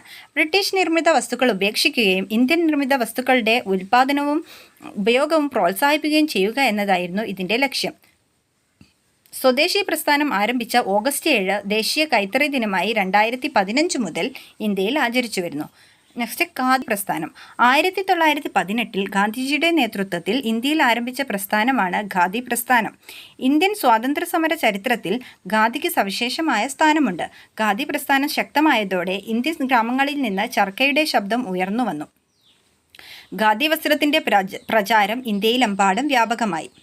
നെക്സ്റ്റ്, വസ്ത്രധാരണ രംഗത്തെ പുത്തൻ പ്രവണതകൾ. അപ്പോൾ ഇന്നത്തെ വസ്ത്രരീതികൾ എന്തൊക്കെയാണെന്ന് നമുക്കറിയാം. വസ്ത്രനിർമ്മാണ രീതിയിൽ മാത്രമല്ല, രൂപകൽപ്പനയിലും ശൈലിയിലും ഉപയോഗത്തിലും ദിനംപ്രതി മാറ്റങ്ങൾ വന്നുകൊണ്ടിരിക്കുന്നു. വ്യക്തിപരമായ മുൻഗണനകളും താല്പര്യങ്ങളും സൗകര്യങ്ങളും ഇന്നത്തെ വസ്ത്രധാരണത്തെ ശക്തമായി സ്വാധീനിക്കുന്നുണ്ട്. സൗന്ദര്യ സങ്കല്പത്തിലെ മാറ്റത്തിനനുസരിച്ച് പുത്തൻ വേഷവിധാനത്തിലും കൗതുകകരമായ വളർച്ചയുണ്ടായി. പരസ്യങ്ങൾ, സിനിമകൾ, സാമൂഹ്യ മാധ്യമങ്ങൾ തുടങ്ങിയവ വസ്ത്രങ്ങളുടെ തിരഞ്ഞെടുപ്പിനെ കാര്യമായി സ്വാധീനിക്കുന്നുണ്ട്. ഇന്ന് ഫാഷൻ ഡിസൈനിങ്, എംബ്രോയ്ഡറി തുടങ്ങിയ മേഖലകളിൽ ധാരാളം തൊഴിലവസരങ്ങൾ തുറന്നിടുന്നുണ്ട്. ഫാഷൻ ഡിസൈനിങ് ഇന്ന് വലിയ തൊഴിൽ സാധ്യതയുള്ള ഒരു പഠന മേഖലയായി വളർന്നിരിക്കുന്നു. ഓക്കെ, അപ്പോൾ വസ്ത്രനിർമ്മാണ രംഗത്തെ തൊഴിൽ മേഖലകൾ എന്തൊക്കെയാണ്? നൂൽപ്പ്, ചായം മുക്കൽ, നെയ്ത്ത്, വസ്ത്രാലങ്കാരം, തുന്നൽ, എംബ്രോയ്ഡറി, ഡിസൈനിങ്, ഇതൊക്കെ വരുന്നുണ്ട്. നെക്സ്റ്റ്, ലോകത്താകെ ടൺ കണക്കിന് വസ്ത്രങ്ങളാണ് വലിച്ചെറിയപ്പെടുന്നത്. ഇത് പരിസ്ഥിതിയെ പ്രതികൂലമായി ബാധിക്കുന്നു. ഉപയോഗിക്കാത്ത വസ്ത്രങ്ങളും ഉപേക്ഷിക്കുന്ന വസ്ത്രങ്ങളും നമ്മുടെ നാട്ടിൽ വർദ്ധിച്ചുകൊണ്ടിരിക്കുന്നു. ഇത്തരം വസ്ത്രങ്ങൾ എങ്ങനെ ഉപയോഗിക്കാം? ഇത് അലങ്കാര വസ്തുക്കളൊക്കെ നിർമ്മിക്കാം അല്ലെങ്കിൽ പുനർനിർമ്മിക്കാം.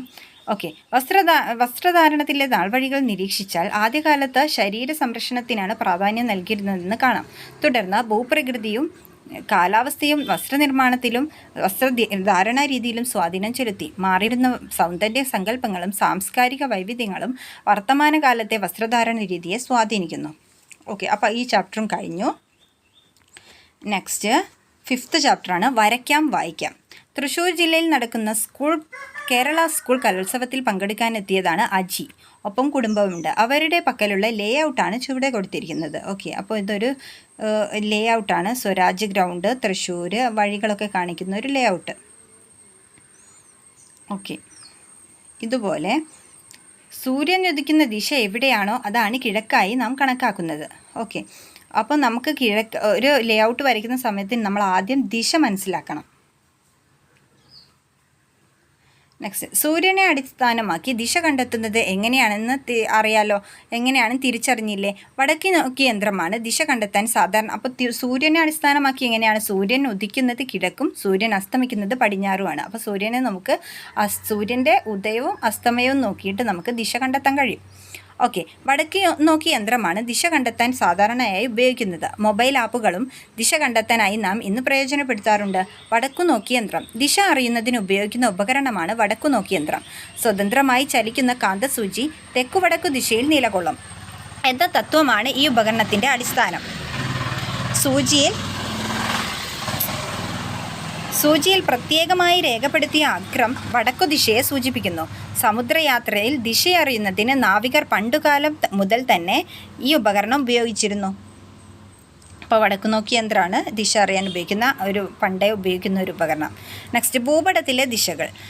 ഭൂപടത്തിൽ സാധാരണയായി ദിശ കാണിക്കുന്ന അടയാളം നൽകിയിരിക്കും. ചുമർ ഭൂപടങ്ങളുടെ മുകൾ ഭാഗത്ത് വടക്കു ദിശയെ സൂചിപ്പിക്കുന്ന അടയാളം കാണാം. ഭൂപടത്തിൻ്റെ ചുവട് ഭാഗം തെക്കു ദിശയെയും വലതുഭാഗം പടിഞ്ഞാറു ദിശയെയും ഇടതുഭാഗം കിഴക്കു ദിശയെയും സൂചിപ്പിക്കുന്നു. ഇതാണ് കണ്ടോ, north, south, east, west. Okay, അപ്പോൾ ഇനി നെക്സ്റ്റ്,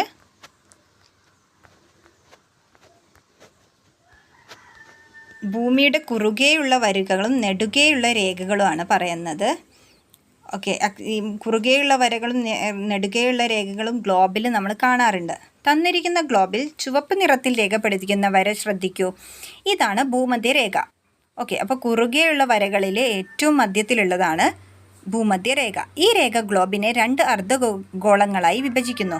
തന്നിരിക്കുന്ന ചിത്രത്തിൽ എ എന്നത് രേഖപ്പെടുത്തിയത് വടക്കേ അർദ്ധഗോളവും ബി എന്ന് രേഖപ്പെടുത്തിയത് തെക്കേ അർദ്ധഗോളവുമാണ്. അതായത് ഭൂമധ്യരേഖ മുകളിലുള്ളത് വടക്കേ അർദ്ധഗോളം, അതായത് ഉത്തര അർദ്ധഗോളവും താഴ്ഭാഗത്തുള്ളത് ദക്ഷിണ അർദ്ധഗോളം, അതായത് തെക്കേ അർദ്ധഗോളവുമാണ്. ഭൂമധ്യരേഖയും അതിന് സമാന്തരമായി മുകളിലും താഴെയും വരച്ചിരിക്കുന്ന വൃത്താകൃതിയിലുള്ള മറ്റു രേഖകളും നിരീക്ഷിക്കൂ. ഇവയാണ് അക്ഷാംശ രേഖകൾ. അപ്പോൾ ഈ ഭൂമധ്യരേഖയ്ക്ക് സമാന്തരമായി വരച്ചിരിക്കുന്ന വൃത്തങ്ങളെയാണ് നമ്മൾ അക്ഷാംശ രേഖകൾ എന്ന് പറയുന്നത്. അക്ഷാംശ രേഖകൾക്ക് ലംബമായി വരച്ചിരിക്കുന്ന അർദ്ധവൃത്താകൃതിയിലുള്ള രേഖകൾ കണ്ടില്ലേ? ഇവയാണ് രേഖാംശ രേഖകൾ. അതായത് ഒരു ധ്രുവത്തിൽ നിന്ന് മറ്റൊരു ധ്രുവത്തിലേക്ക് വരയ്ക്കുന്ന വരകളാണ് രേഖാംശ രേഖകൾ. ഭൂമിയിലെ ഒരു സ്ഥലത്തിൻ്റെ സ്ഥാനനിർണ്ണയം നടത്തുന്നത് ഈ സാങ്കല്പിക രേഖകളെ അടിസ്ഥാനമാക്കിയാണ്. അപ്പോൾ അക്ഷാംശ രേഖകളും രേഖാംശ രേഖകളും അടിസ്ഥാനമാക്കിയാണ് നമ്മൾ ഭൂമിയിൽ എന്തെങ്കിലും ഒരു സ്ഥലത്തിൻ്റെ സ്ഥാനനിർണ്ണയം നടത്തുന്നത്. ഗ്ലോബും ഭൂപടവും. ഗോളാകൃതിയിലുള്ള ഭൂമിയുടെ മാതൃകയാണ് ഗ്ലോബ്. അപ്പോൾ ഭൂമിയുടെ ഒരു ചെറു മാതൃക തന്നെയാണ് ഗ്ലോബ് എന്ന് പറയുന്നത്. എന്നാൽ ഗോളാകൃതിയിലുള്ള ഭൂമിയുടെ ഉപരിതല സവിശേഷതകൾ ഒരു പരന്ന പ്രതലത്തിൽ വരച്ചു ചേർത്താൽ ഭൂപടമായി മാറും. അത്രയേ ഉള്ളൂ. ഓക്കെ, അപ്പോൾ ഇനി കേരളത്തിൻ്റെ ഭൂപടം കണ്ടല്ലോ. തെക്ക് ഭാഗത്ത് തിരുവനന്തപുരമുണ്ട്, നോർത്ത് ഭാഗത്ത് നമ്മുടെ കാസർഗോഡുണ്ട്. ഓക്കെ, ഭൂപടത്തിൻ്റെ മുകൾ ഭാഗത്താണ്. ഓക്കെ, ഭൂപടത്തിൽ ABC എന്നിങ്ങനെ അക്ഷരങ്ങൾ രേഖപ്പെടുത്തിയിരിക്കുന്നത് ശ്രദ്ധിക്കൂ. അവ യഥാക്രമം ഭൂപടത്തിൻ്റെ തലക്കെട്ട്, ദിശ, സൂചിക എന്നിവയാണ്. ഓക്കെ, A എന്താണ്? ഭൂപടത്തിൻ്റെ തലക്കെട്ടാണ് A, അതായത് കേരളം എന്ന് കൊടുത്തിരിക്കുന്നത്. ഭൂപടത്തിൻ്റെ B കണ്ടോ, ദിശ സൂചിപ്പിക്കുന്നു. ഭൂപടത്തിൽ C എന്ന് രേഖപ്പെടുത്തിയിരിക്കുന്നതാണ് സൂചിക, അതായത് എന്തൊക്കെയാണ് ഇതിൽ രേഖപ്പെടുത്തിയിരിക്കുന്നത് എന്നാണ് കാണിക്കുന്നത്. ഭൂപടത്തിൻ്റെ മുകൾ ഭാഗത്താണ് പൊതുവെ തലക്കെട്ട് നൽകുന്നത്. ഭൂപടത്തിൻ്റെ ഉള്ളടക്കത്തെ സൂചിപ്പിക്കുന്നതാണ് തലക്കെട്ട്. ഓക്കെ, അപ്പോൾ ഭൂപടത്തിന് തലക്കെട്ട് വേണം, ദിശ വേണം, സൂചിക വേണം. നെക്സ്റ്റ്, ദിശ എന്താണെന്ന് നമുക്കറിയാം. ദിശ എന്ന് പറയുന്നത് നോർത്ത്, സൗത്ത്, ഈസ്റ്റ്, വെസ്റ്റ് ആ ഒരു ദിശ സൂചിപ്പിക്കുന്നതാണ്. സൂചിക എന്ന് പറഞ്ഞാൽ എന്തൊക്കെയാണ് നമ്മുടെ ഭൂപടത്തിൽ കൊടുത്തിരിക്കുന്നത്, അത് ഏത് ചിഹ്നത്തിലാണ് എന്നൊക്കെ സൂചിപ്പിക്കുന്നതാണ്. അപ്പോൾ സൂചിക നോക്കാം. സംസ്ഥാന അതിർത്തിക്ക് ഉള്ളത് ഒരു വിട്ടുള്ള ലൈനാണ്. ജില്ലാ അതിർത്തി ഒരു ലൈന് പോലെയാണ്. നദിയാണെങ്കിൽ ഒരു നീല ലൈനായിട്ടാണ്. ദേശീയ പാതകളാണെങ്കിൽ റെഡ് ലൈൻസാണ്. റെയിൽ പാതകളാണെങ്കിൽ ബ്ലാക്ക് ലൈന് അതിൻ്റെ ഒരു സീബ്ര ലൈൻ പോലെ മാർക്ക് ചെയ്യും. തലസ്ഥാനം ആണെങ്കിൽ സ്റ്റാറായിട്ട്, ജില്ലാ ആസ്ഥാനം ഒരു സർക്കിൾ രൂപത്തിലാണ്. തുറമുഖം, വിമാനത്താവളം, സംസ്ഥാന പാതകൾ റെഡാണ്. ഓക്കെ, ഇനി നമുക്ക് കാർട്ടോഗ്രഫി ഭൂപടങ്ങൾ തയ്യാറാക്കുന്ന ശാസ്ത്രശാഖയാണ് ഭൂപടശാസ്ത്രം അഥവാ കാർട്ടോഗ്രഫി. ഭൂപടങ്ങൾ തയ്യാറാക്കുന്ന ആളെ കാർട്ടോഗ്രാഫർ എന്നാണ് അറിയപ്പെടുന്നത്. നമ്മുടെ രാജ്യത്ത് ഭൂപടങ്ങൾ നിർമ്മിക്കുന്നതിനും പരിശോധിക്കുന്നതിനും പ്രസിദ്ധീകരിക്കുന്നതിനും ചുമതലപ്പെട്ട കേന്ദ്ര സർക്കാർ ഏജൻസിയാണ് സർവേ ഓഫ് ഇന്ത്യ. ഉത്തരാഖണ്ഡിലെ ഡെറാഡൂണാണ് ഇതിൻ്റെ ആസ്ഥാനം. അപ്പം ഈ ഇന്ത്യയിലെ ഭൂപടങ്ങൾ നിർമ്മിക്കുന്നതിനും പരിശോധിക്കുന്നതിനും ചുമതലപ്പെട്ട കേന്ദ്ര സർക്കാർ ഏജൻസിയാണ് സർവേ ഓഫ് ഇന്ത്യ. ഇത് സ്ഥിതി ചെയ്യുന്നത് ഉത്തരാഖണ്ഡിലെ ഡെറാഡൂണിലാണ്. നെക്സ്റ്റ്, ഇതിലൊന്നും കാര്യമായിട്ടൊന്നുമില്ല. ഇനി ഇന്ത്യയുടെ ഒരു ഭൂപടം ഇവിടെ കൊടുത്തിട്ടുണ്ട്. ഓക്കെ,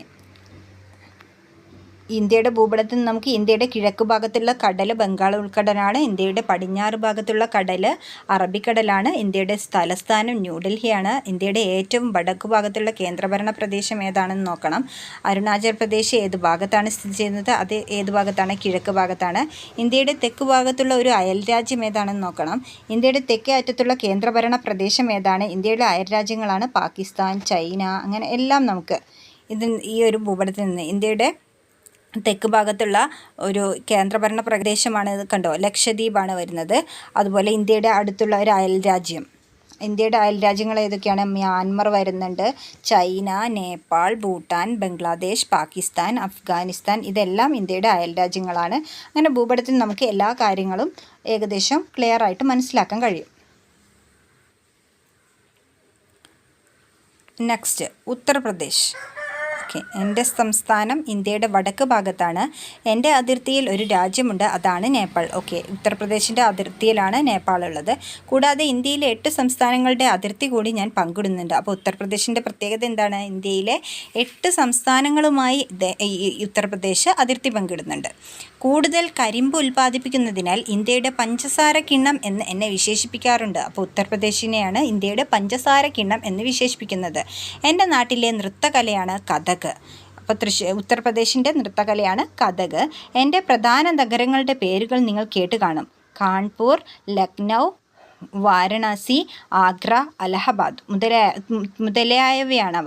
അശോകസ്തംഭത്തിലൂടെ ശ്രദ്ധേയമായ സാരനാഥ് എൻ്റെ പ്രശസ്തി ലോകമെങ്ങും പരത്തുന്നു. അപ്പോൾ സാരനാഥ് എന്ന് പറയുന്ന അശോകസ്തംഭം സ്ഥിതി ചെയ്യുന്ന സാരനാഥ് എന്ന സ്ഥലവും ഉത്തർപ്രദേശിലാണ്. നെക്സ്റ്റ്, പോർച്ചുഗലിൻ്റെ ലിസ്ബൺ തുറമുഖത്ത് നിന്ന് 4 പായ്ക്കപ്പലുകളിലായി 170 പേരടങ്ങുന്ന നാവിക സംഘത്തെ നയിച്ചുകൊണ്ട് വാസ്കോഡ ഗാമ ഇന്ത്യയെ തേടി യാത്ര തിരിച്ചു. നമ്മൾ ഇതിനു മുമ്പൊരു ചാപ്റ്ററിൽ ഡിസ്കസ് ചെയ്തിരുന്നു വാസ്കോഡ ഗാമ ഇന്ത്യയിൽ വന്നിട്ടുള്ളതും. എന്നിട്ട് 60 ഇരട്ടിയോളം വന്ന യാത്ര ചെലവിൻ്റെ 60 ഇരട്ടിയോളം വരുമാനം കൊണ്ടാണ് തിരിച്ചു പോയിട്ടുള്ളത് എന്നെല്ലാം പറഞ്ഞിരുന്നു. അപ്പോൾ അദ്ദേഹത്തെക്കുറിച്ചാണ് വീണ്ടും പറയുന്നത്. കാറ്റിൻ്റെ സഹായത്തോടെ തെക്ക് കിഴക്കോട്ട് യാത്ര ചെയ്ത് ആഫ്രിക്കയുടെ തെക്കേ അറ്റത്തെത്തി. തുടർന്ന് ആഫ്രിക്കയുടെ കിഴക്കേ തീരം വഴി വടക്കോട്ട് സഞ്ചരിച്ച് മലിന്ദി തുറമുഖത്തെത്തി. അവിടുത്തെ നാവികരുടെ നിർദ്ദേശങ്ങൾ സ്വീകരിച്ച് മൺസൂൺ കാറ്റുകളുടെ സഹായത്തോടെ 1498 മെയ് 20 ഇന്ത്യയുടെ പടിഞ്ഞാറേ തീരത്ത് കോഴിക്കോടിനടുത്തുള്ള കാപ്പാട് തീരത്ത് എത്തിച്ചേർന്നു. അപ്പോൾ എന്നാണ് വാസ്കോഡ ഗാമ കാപ്പാട് കപ്പലിറങ്ങിയത്? 1498 മെയ് 20 യൂറോപ്പിൽ നിന്ന് ആയിരക്കണക്കിന് കിലോമീറ്റർ താണ്ടി വാസ്കോഡ ഗാമയും സംഘവും സാഹസികമായി നടത്തിയ ഈ യാത്ര ചരിത്രത്തിൽ ഇടം നേടി. ഇനി വാസ്കോഡ ഗാമയുടെ സമുദ്ര സഞ്ചാര പാതയാണ് പറയുന്നത്. കണ്ടോ, ഇവിടെ നമുക്ക് കാണാൻ കഴിയും. യൂറോപ്പിൽ നിന്ന് അന്റാർട്ടിക് സമുദ്രത്തിലൂടെ ഇന്ത്യൻ സമുദ്രത്തിലെത്തി ഇന്ത്യയിലേക്ക് എത്തിച്ചേരുകയാണ് അദ്ദേഹം ഉണ്ടായിട്ടുള്ളത്. നെക്സ്റ്റ്, ഇവിടെ നമ്മുടെ 7 വൻകരകൾ കാണിക്കുന്നുണ്ട്. വൻകരകൾ ഏതൊക്കെയാണ്? ആഫ്രിക്ക, ഏഷ്യ, ഓസ്ട്രേലിയ, അന്റാർട്ടിക്ക, തെക്കേ അമേരിക്ക, യൂറോപ്പ്, വടക്കേ അമേരിക്ക. അപ്പോൾ ഭൂഖണ്ഡങ്ങളെ തിരിച്ചറിച്ച് പേര് നൽകുക. ഓരോ ഭൂഖണ്ഡങ്ങളെ ഇതിൽ കൊടുത്തിട്ടുണ്ട്. അത് നമ്മൾ അതിൻ്റെ ഷേപ്പ് നോക്കിയിട്ട് പേര് കണ്ടെത്താൻ പറയുന്നുണ്ട്. നെക്സ്റ്റ്, ജനജീവിതത്തിൽ ഭൂപടങ്ങൾക്ക് വലിയ പ്രാധാന്യമാണുള്ളത്. ഭൂമിശാസ്ത്ര പഠനം, പ്രതിരോധം, വിനോദസഞ്ചാരം, ഭരണനിർവഹണം, ഗതാഗതം തുടങ്ങിയ മേഖലകളിൽ വ്യത്യസ്ത തരം ഭൂപടങ്ങൾ ഉപയോഗിക്കുന്നു.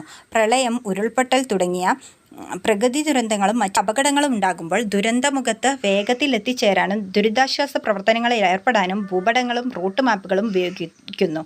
നിത്യജീവിതത്തിൽ ഭൂപട വായനയിലൂടെ കടന്നു പോകേണ്ട സന്ദർഭങ്ങൾ പലപ്പോഴും ഉണ്ടാകാറുണ്ട്. ആധുനിക ലോകത്ത് ജീവിതം കെട്ടിപ്പടുക്കുന്നതിന് ഭൂപട വായന അനിവാര്യമായ ഒരു ഘടകമായി മാറിയിരിക്കുന്നു.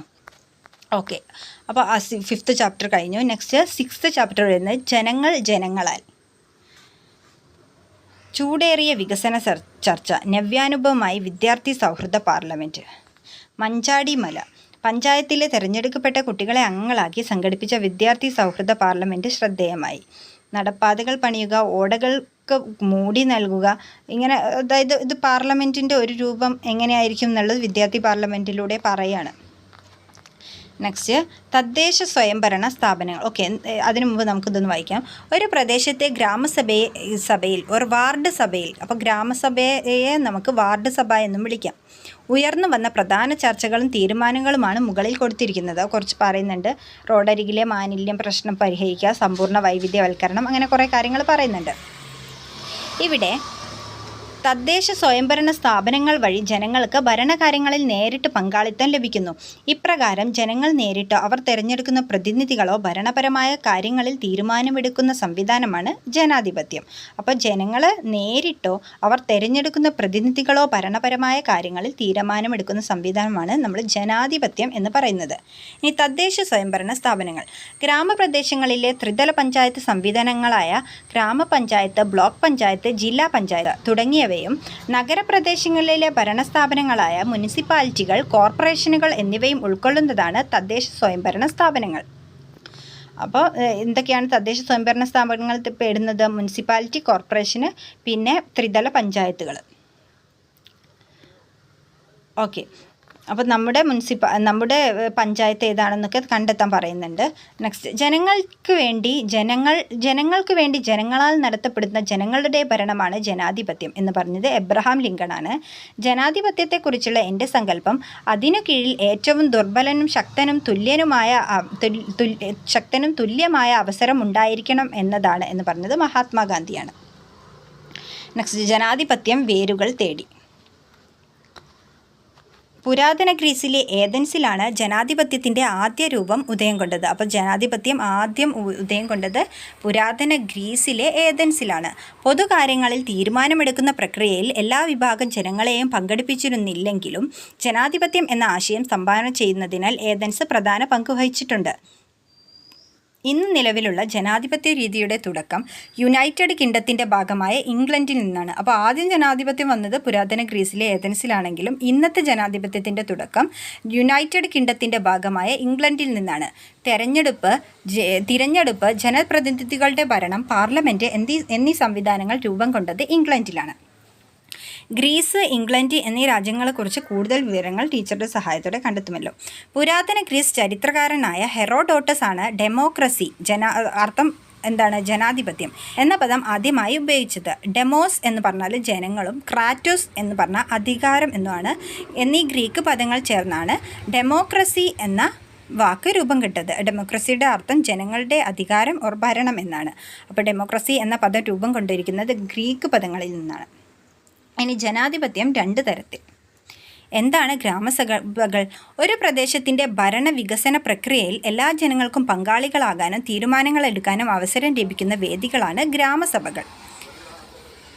ഒരു ഗ്രാമപഞ്ചായത്തിലെ ഓരോ വാർഡിലെയും വോട്ടർ പട്ടികയിൽ പേര് ചേർക്കപ്പെട്ട മുഴുവൻ ജനങ്ങളും ഗ്രാമസഭയിൽ അംഗങ്ങളാണ്. നഗരങ്ങളിൽ ഇവ വാർഡ് സഭകൾ എന്നറിയപ്പെടുന്നു. അപ്പോൾ ഗ്രാമസഭയിൽ ജനങ്ങൾ നേരിട്ട് പങ്കെടുക്കും, അവർക്ക് അവരുടെ അഭിപ്രായങ്ങൾ പറയുകയും ചെയ്യാം. പങ്കാളിത്ത ജനാധിപത്യം ഓർ പ്രത്യക്ഷ ജനാധിപത്യം. ജനങ്ങൾ നേരിട്ട് ഭരണകാര്യങ്ങൾ പങ്കാളികളാകുന്ന ഭരണവ്യവസ്ഥയാണ് പങ്കാളിത്ത ജനാധിപത്യം അല്ലെങ്കിൽ പ്രത്യക്ഷ ജനാധിപത്യം. താരതമ്യേന ജനസംഖ്യയും ഭൂവിസ്തൃതിയും കുറഞ്ഞ പ്രദേശങ്ങളിലാണ് പ്രത്യക്ഷ ജനാധിപത്യം സാധ്യമാകുന്നത്. അപ്പോൾ ജനങ്ങൾ നേരിട്ട് കാര്യങ്ങളിൽ തീരുമാനങ്ങൾ എടുക്കുക അല്ലെങ്കിൽ നമ്മുടെ അഭിപ്രായങ്ങൾ അറിയിക്കുക ചെയ്യുന്നതാണ് പ്രത്യക്ഷ ജനാധിപത്യം.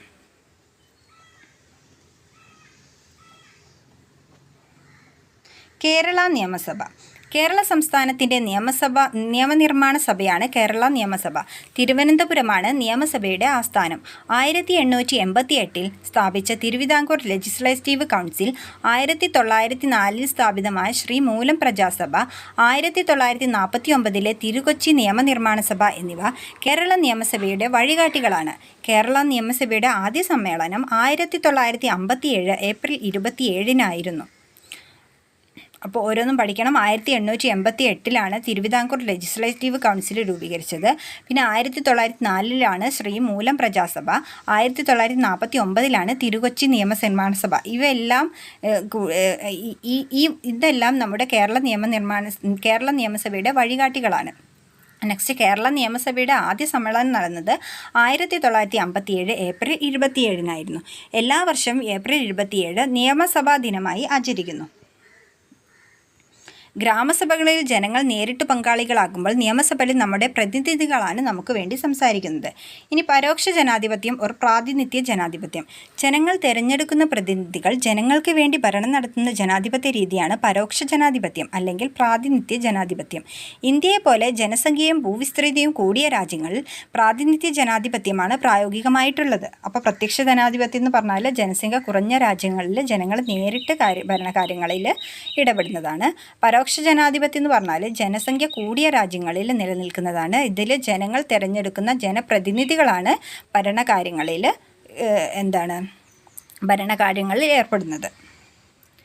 നെക്സ്റ്റ്, കൂടുതൽ രാജ്യങ്ങൾ കണ്ടെത്താം.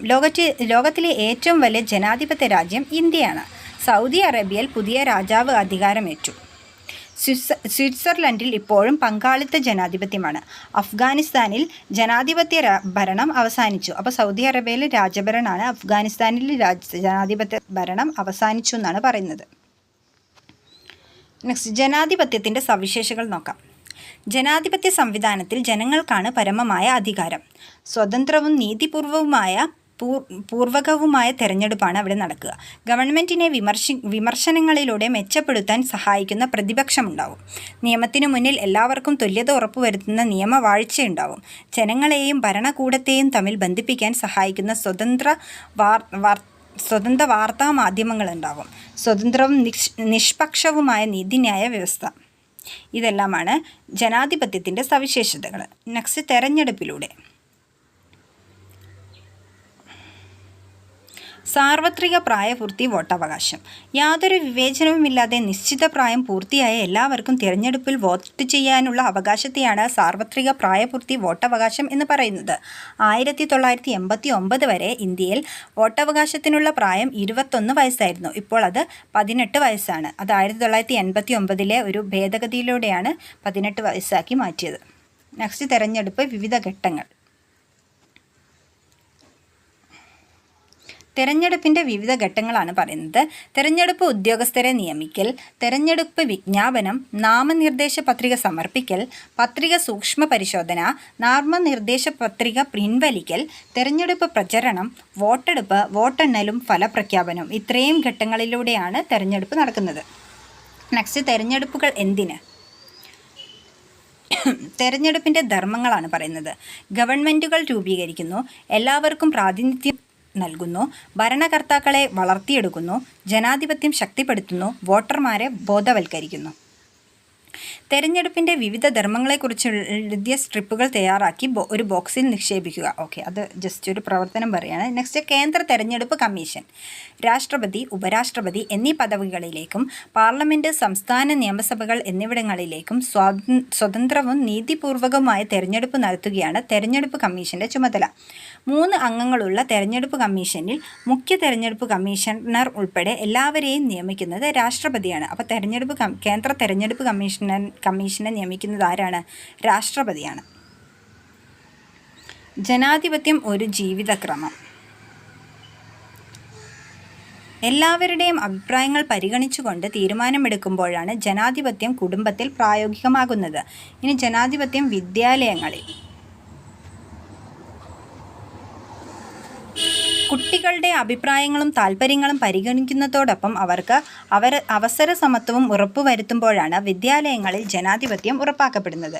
ഇനി ജനാധിപത്യം പൊതു ഇടങ്ങൾ വൃത്തിയായി സൂക്ഷിക്കുക, മറ്റുള്ളവരുടെ താൽപ്പര്യങ്ങൾ മാനിക്കുക, പൊതു നിയമങ്ങൾ അനുസരിക്കുക എന്നിവയെല്ലാം ജനാധിപത്യ ജീവിതക്രമത്തിന് അനിവാര്യമാണ്.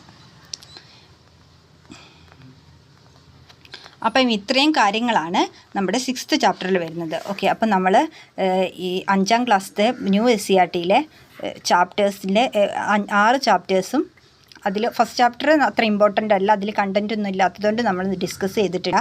സെക്കൻഡ് ചാപ്റ്റർ മുതൽ 6th ചാപ്റ്റർ വരെ എല്ലാ കണ്ടൻസും നമ്മൾ ഇവിടെ ഡിസ്കസ് ചെയ്തു. Okay, thank you.